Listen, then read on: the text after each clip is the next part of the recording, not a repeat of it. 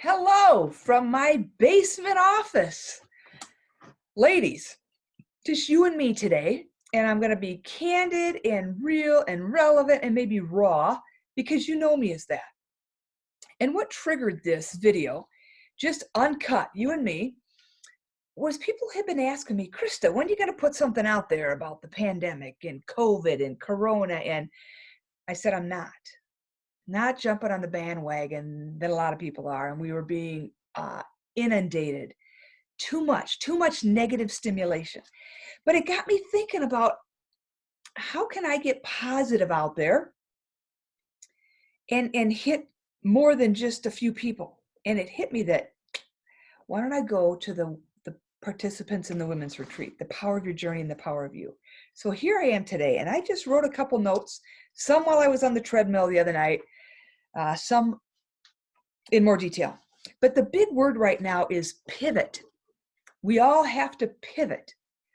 Well, we pivot every day.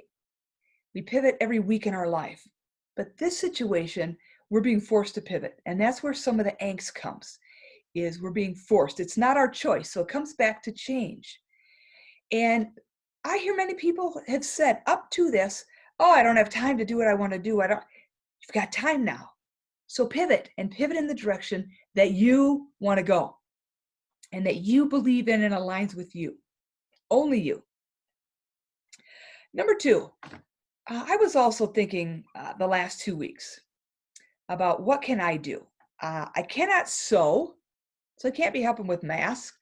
I don't belong in healthcare. I don't have the internal fortitude for that. But it reminded me of what I say all the time in my organization development practice is start where you're at and do what you can do. So I said, what can I do? Well, I'm a coach. I'm an OD specialist. So for my clients and for past or present clients and businesses in my community, I'm doing pro bono coaching.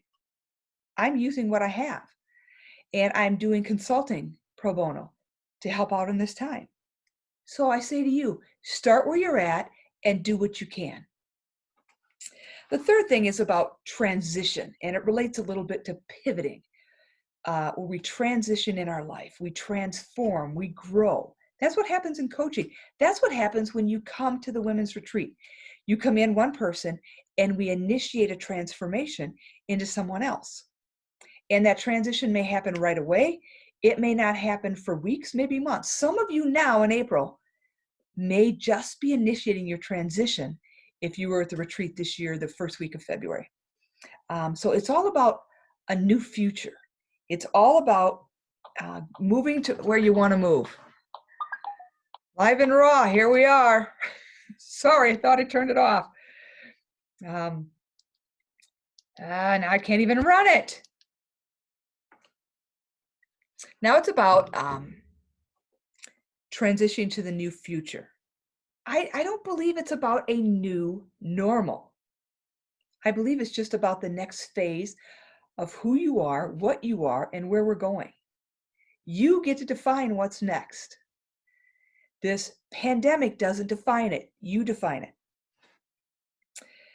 Number 4, judgment. Ooh, we got to be careful. And I do it as well. I just talked to my life coach about it, is how do I put away some of this judgment I have with people who are, the world is ending. Everything is coming down on them. They're very, well, I'll just leave it at that because I'm placing judgment again. You do not know where someone else is coming from. You don't know what they've had to go through, what they're trying to keep afloat at home, and what they're worried about at work. So try not to come from a place of judgment. Be compassionate and listen and empathy. And you don't have to have an answer. Listen and listen with compassion. Okay? Number 5, and this is Krista. I play what if all the time. And if you were at a retreat a couple years ago, it was what if? It starts in the soul. And I said, what if, Krista? This is God's way of saying, come home. Come home to you. Come home to your beliefs, your values. Come home to what's important to you. Come home Be with the people you're meant to be with. Come home and slow down. What if that's what this is about? And I've spent a lot of time thinking about that. And I've spent a lot of time saying, what are my priorities and where do I need to be? The sixth thing I want to leave with you today. A business owner and a friend in Heartland shared with me. I've just been reaching out to people and saying hi, sending you a virtual hug, not talking about what's going on. And this individual said, Krista, I've been so tired of talking about this.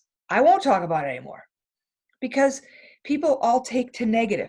Here's what he said. People say, oh, what is this impact to your business going to be? It must be huge. How will you survive this? This is terrible. There's a lot of businesses that aren't going to make it. Oh, how bad is this for you and your family? You know, are you applying for the PPE, for the loans, for the grants? You know, how are you doing with your family? And then, oh, a lot of people are getting a part-time job. Will you be getting a part-time job to supplement your income so you can stay afloat? This is just rude and nosy. It's none of your business. And the person that said this to this individual business owner was projecting on them through their lens of life. Okay? So, when you say this to people, you take them to a negative space. And that's what this individual is saying. I don't want to talk about it anymore because you're taking me to a negative space. Okay? Now, granted, I get it. People don't know what to say. So today, a client said to me, Krista, what do you say? Well, here's a few things that I say. I believe in you. You're going to be fun to watch, and we're going to learn from you. Your creative intelligence is motivating me today. I will keep you in my thoughts and prayers. And I smile. Every now and then when someone's really down, I just say, I found carpet time very valuable. And if they ask because they want to know, I share. If they don't, that's fine. Call me anytime. I am available anytime just to talk. You can throw on me what you want and then hang up. When individuals say, Krista, where should I go with this? I simply say, envision what you've always wanted with this, and you haven't had time to build. And build it. If you want some help, I'll be there.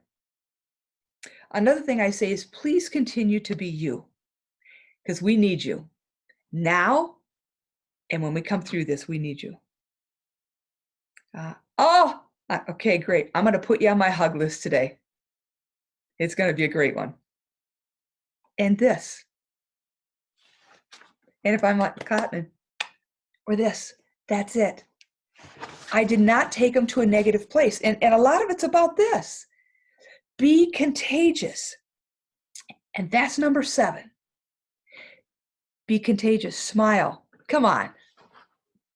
Come on. Seriously.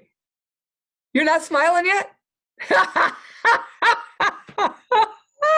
You're gonna be pretty soon. I see it. It's coming. You're cracking. Oh, I crack me up. I dare you not to smile.